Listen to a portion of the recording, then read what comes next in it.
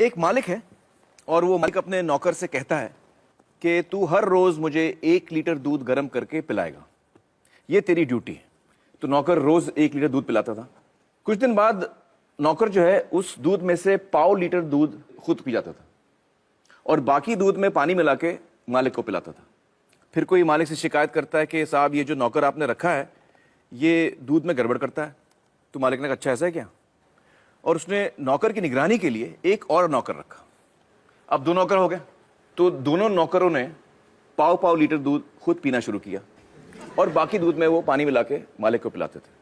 कुछ दिन बाद फिर मालिक को कुछ लोगों ने कहा कि आपके ये 2 नौकर जो हैं वो दूध में पानी मिला के पिला रहे हैं आपको। तो उसने कहा अच्छा ऐसा है। तो उसने एक और नौकर रखा, बोला इन दोनों पे निगरानी रखो। अब 3 नौकर हो गए, तो तीनों 1/4 लीटर दूध पीते थे, मालिक को 1/4 लीटर दूध में पानी मिला के पिलाते थे। मालिक की तबीयत भी थोड़ी कमजोर होने लगी, थोड़ा वीक हो गया वो। फिर किसी ने कहा कि आपका स्वास्थ्य बड़ा गड़बड़ हो गया है, आप तो बहुत कमजोर होते जा रहे हैं, ये नौकर आपके बड़ा गड़बड़ कर रहे हैं। तो उसने बोला अच्छा ऐसा हो रहा है क्या। तो उसने एक और नौकर रखा, बोला इन तीनों पे निगरानी रखो कि ऐसा ना हो। अब जब 4 नौकर रख लिए तो दूध तो 1 ही लीटर था। थोड़े दिन ठीक मिला, फिर चारों नौकर मिल गए और दूध पीने लग गए। अब मालिक को क्या पिलाएं। तो वो क्या करते थे कि जब मालिक सो जाता था तो जो दूध पे थोड़ी मलाई जमती है ना ऊपर, वो मलाई लेके मालिक की मूंछ पे लगा देते थे। सुबह मालिक उठ के कहते कि बड़ी भूख लग रही है, तुम लोगों ने रात को दूध नहीं पिलाया। तो कहते नहीं नहीं मालिक पिलाया, आपका हाजमा खराब है, आपकी तबीयत ठीक नहीं है। वो कहता क्यों कैसे। और फिर वो मालिक को आईना दिखाते, कहते ये देखिए साहब अभी भी प्रूफ है। कौन सा प्रूफ है, आपके मूंछ पे देखिए मलाई जमी हुई है। तो अब मुझे बताइए दोस्तों कि ये कहानी है या हकीकत। हकीकत है। तो इसमें मालिक कौन है और नौकर कौन है। हाँ आप बताइए। इसमें मालिक जो है जनता है और नौकर जो है वो सरकार है। हाँ बिल्कुल सही पहचाना आपने। आप लोगों ने भी ये बात पहचान ली थी। दोस्तों अब मुझे बताइए कि ये जो बड़े बड़े घोटाले होते हैं देश में और जो पैसा लूटा जाता है वो किसका पैसा जाता है। हाँ हाँ आप बताइए। सरकार का। सरकार का पैसा जाता है। लेकिन सरकार के पास ये जो पैसा आता है वो आता कहां से। हाँ हाँ बताइए। टैक्सेस। बिल्कुल सही, टैक्सेस से।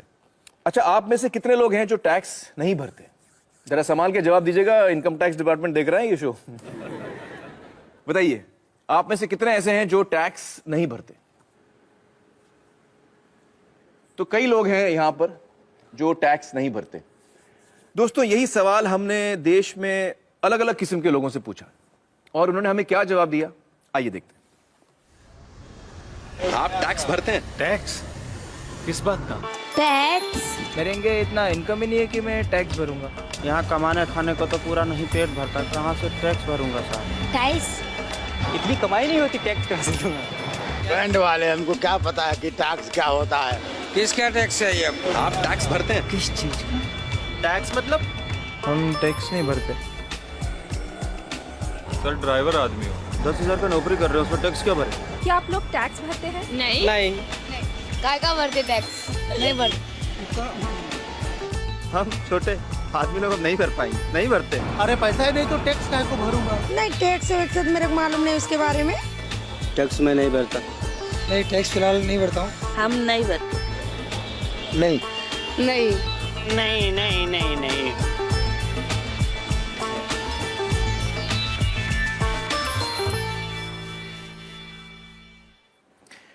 दोस्तों हमारे साथ इस वक्त है यामिनी अय्यर जी, जो accountability initiative centre for policy research इस नाम की संस्था के साथ जुड़ी हुई हैं।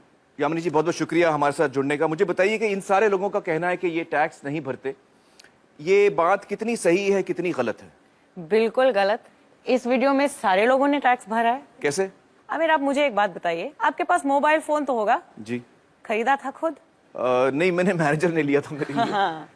यहाँ पे किसी ने तो अपना मोबाइल फोन खरीदा होगा। मोबाइल फोन के जो बक्से के पीछे वो पर्ची है उसको ध्यान से देखा था। उस पे क्या लिखा हुआ है, इंक्लूसिव ऑफ टैक्सेस। तो जब मोबाइल फोन खरीदा तो आपने भी टैक्स दिया, सभी ने टैक्स दिया और जब मोबाइल फोन का बिल भी भरते हैं तो उस पे भी टैक्स देते हैं। लेकिन हर आदमी तो मोबाइल फोन नहीं खरीद पाता। मोबाइल फोन को छोड़िए, अगर आप सोचें आपके रोज की जिंदगी में सुबह से लेकर शाम तक जिन सभी चीजों का आप प्रयोग करते हैं वो कहीं से आपने खरीदा तो टैक्स दिया, टूथपेस्ट खरीदा टैक्स भरा, ब्रश खरीदा टैक्स भरा, कोम खरीदा टैक्स भरा, खाने पीने की चीजों पर भी टैक्स पड़ता है। जो कुछ भी पैकेज से आपने खरीदा, चिप्स खरीदा, पैकेज नमक खरीदा या चीनी खरीदा, उस पे टैक्स, दाल खरीदी उस पे टैक्स, चाय की पत्ती उस पे टैक्स।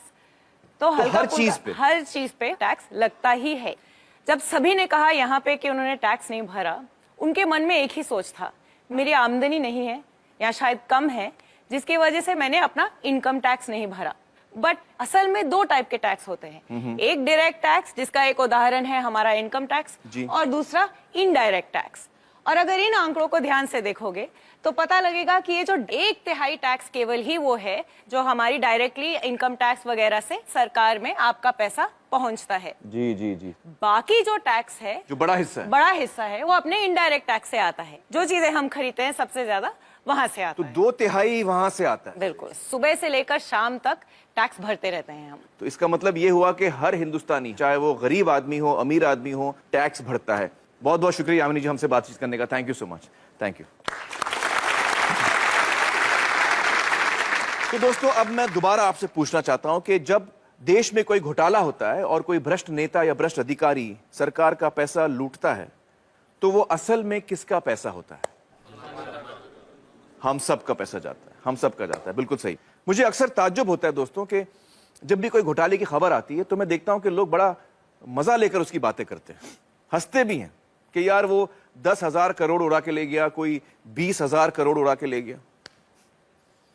इस दफा जब आप कोई घोटाले की खबर पढ़ें तो ये जानकर पढ़ें कि किसी ने हमारे रोज की मेहनत की कमाई का पैसा लूटा है। अच्छा मुझे बताइए कि यहां पर कौन कौन है जिनकी पर्सनल वेल्थ यानी खुद की संपत्ति 10 लाख से ज्यादा है? आप हैं 1 2 3 4 5 6 लोग हैं। तो बहुत ही कम लोग हैं यहां जिनको लगता है कि उनकी संपत्ति 10 लाख से ज्यादा है। चलिए दोस्तों अब हम अपने अगले मेहमान से मिलते हैं, श्री शुभ्रत दास, जो centre for budget and governance accountability इस नाम की संस्था के साथ काम करते हैं। आइए शुभ्रत जी। हमने शुभ्रत जी को जिम्मेदारी दी थी कि ये हमें बताएं कि हमारे देश की संपत्ति यानी हमारी नेशनल वेल्थ कितनी है। बताइए शुभ्रत जी, आपके खोज में क्या सामने आया? आमिर, आपने हमें समय बहुत कम दिया, इसलिए ये आकलन हम लोग पूरा तो नहीं कर पाए हैं। जी। फिर भी 2 बड़े चीजों का आकलन हमने किया है। जी। एक है हाइड्रोकार्बन रिजर्व्स, जी, जिसमें आता है क्रूड ऑयल, नेचुरल गैस, कोल और लिग्नाइट, मतलब कच्चा तेल, कोयला वगैरह। और दूसरा है अदर मिनरल रिसोर्सेज, मतलब खनिज भंडार। कुछ 84-85 अलग अलग तरह के मिनरल रिसोर्सेज हैं, जिसका लगभग आधा हम लोगों ने इस एस्टिमेशन में कवर कर लिया है। आधा ही किया आपने? जी। मतलब जो मैंने आपको काम दिया था वो आप पूरा नहीं कर पाए? उतना ही डेटा मिल रहा है। मैं समझ सकता हूं, मजाक कर रहा हूं मैं। पूरे देश की संपत्ति का अंदाजा लगाने चलें तो उसमें बहुत वक्त लग सकता है। बिल्कुल सही कह रहे हैं आप। और इस वक्त में आप सिर्फ 1.5 चीजों का अंदाजा लगा पाए। बिल्कुल। तो आपके इस अंदाजे में क्या सामने आया? आंकड़ा क्या है आप मुझे बताइए। मैं यहाँ आंकड़ा पर लिखूंगा। काफी बड़ा है, 5,000। 5,000 उससे लिखता हूं। शुरू कीजिए। अब मैं जब तक आपको ना रोकूं आप उसमें और 0 ऐड करते जाइए। जब तक ना रोकें आप? जी। अच्छा,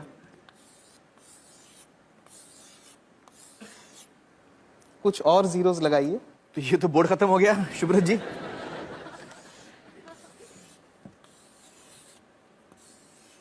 और लगाइए। और लगाओ जी,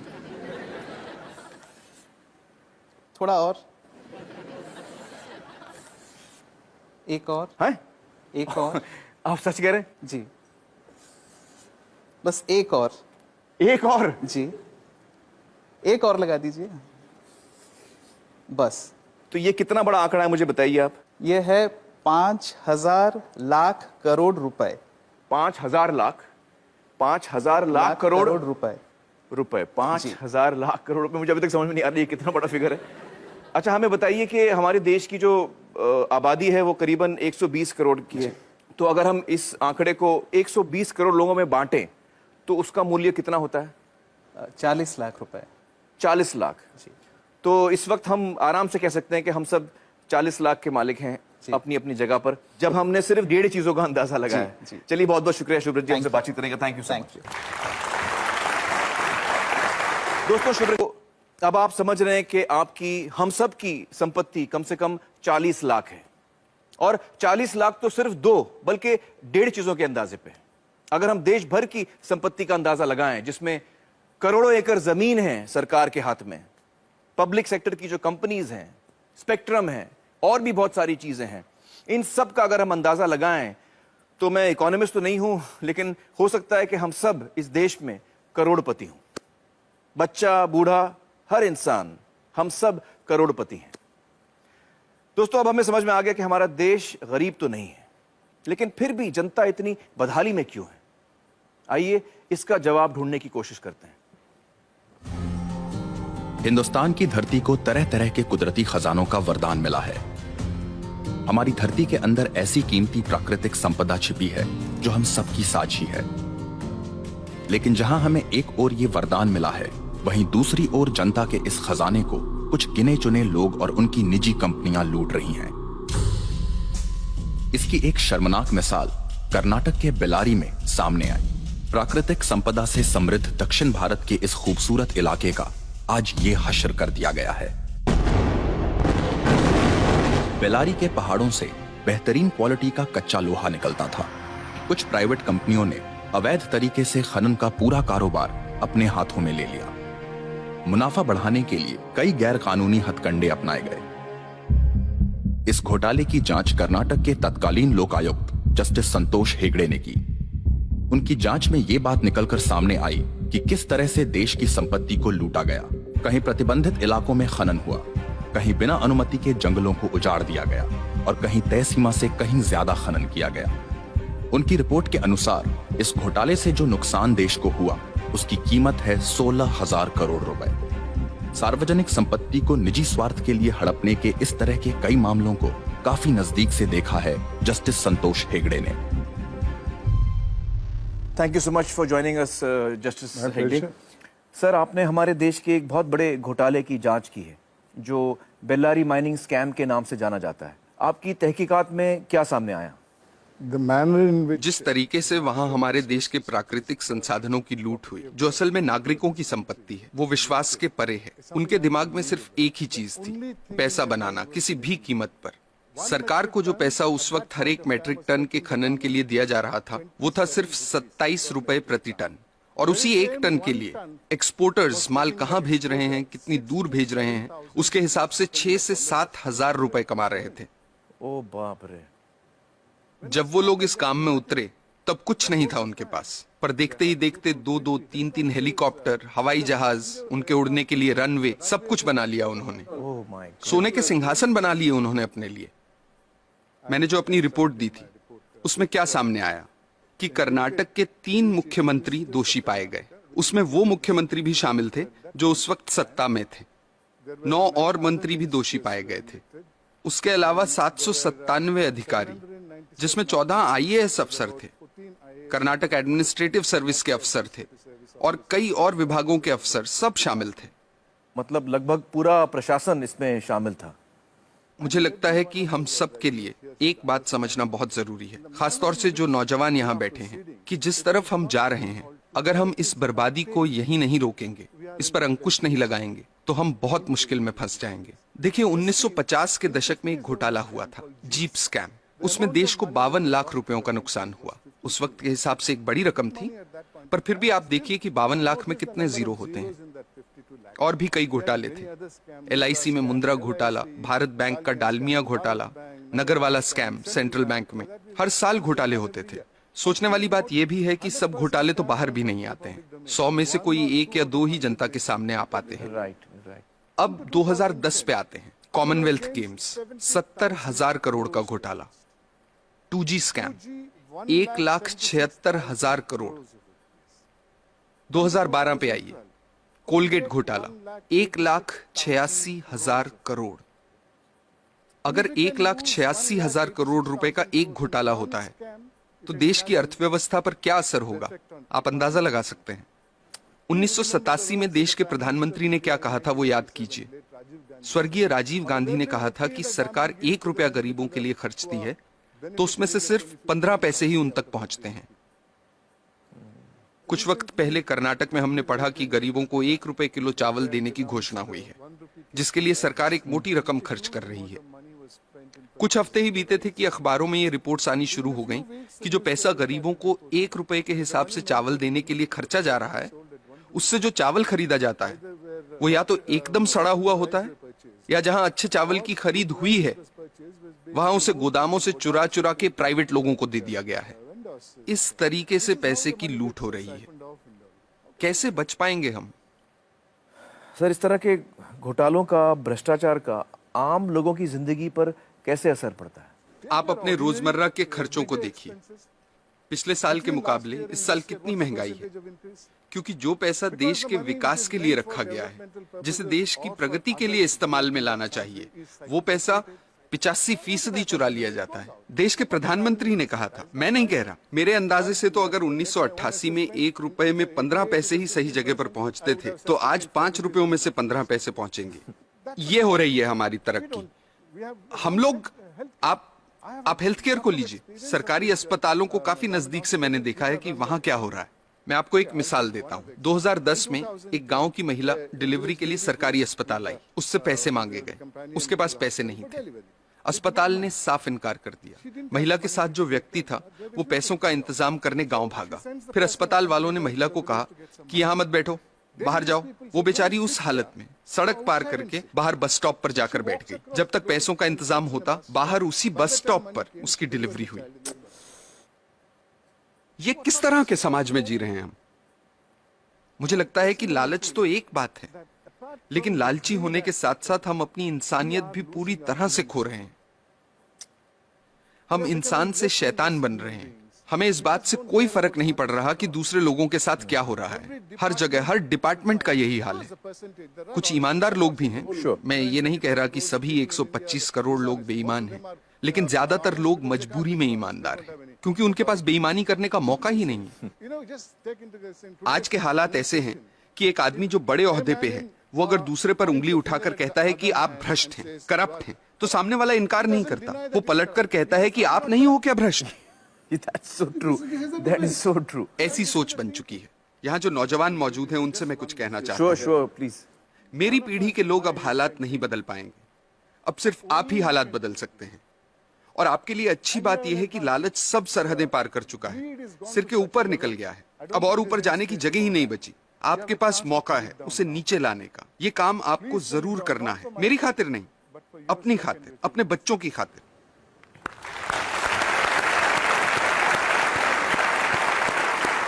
सर, हमें सख्त जरूरत है आप जैसे लोगों की जो हमारे लोकतंत्र को बचा के रख सकें। बहुत बहुत शुक्रिया हमारे साथ बातचीत करने का। Thank you so much sir. दोस्तों, सोचने की बात है कि जिनके हाथों में हम अपनी संपत्ति की चाबी दे रहे हैं, वो हमारी संपत्ति को कैसे लूट रहे हैं।